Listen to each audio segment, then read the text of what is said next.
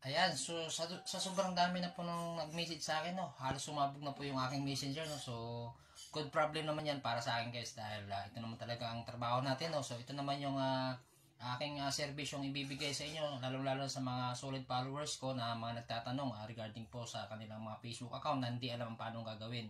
So, nagpapasalamat ako, guys, dahil sa mga nag-reach out sa akin. So, na-appreciate ko po lahat ng mga message nyo, lahat ng mga katanungan nyo. So, isa lang dito, guys, bigyan ko lang ng diin, no? Bigyan ko lang ng pansin. Yung isa sa mga message sa akin ni Sir Jacob, no, sa kanyang Facebook, no. So, anong nangyari, nahack daw yung kanyang Facebook. Then, nung nag-usap kami regarding po dito sa aming napag-usapan, so lumalabas na po na 3 years na po yung kanyang account. Ayan, no.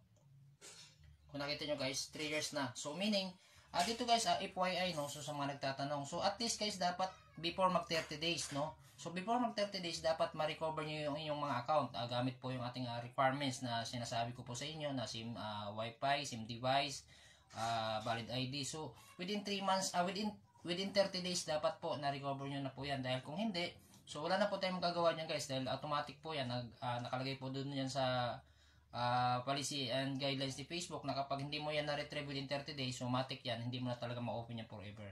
So, ayun guys, sana nakatulong sa inyo, no? Kung oo, huwag nyo guys kalimutan mag-like, edi follow nyo po ako para ma-update ko po kayo sa mga next videos natin dito sa Facebook.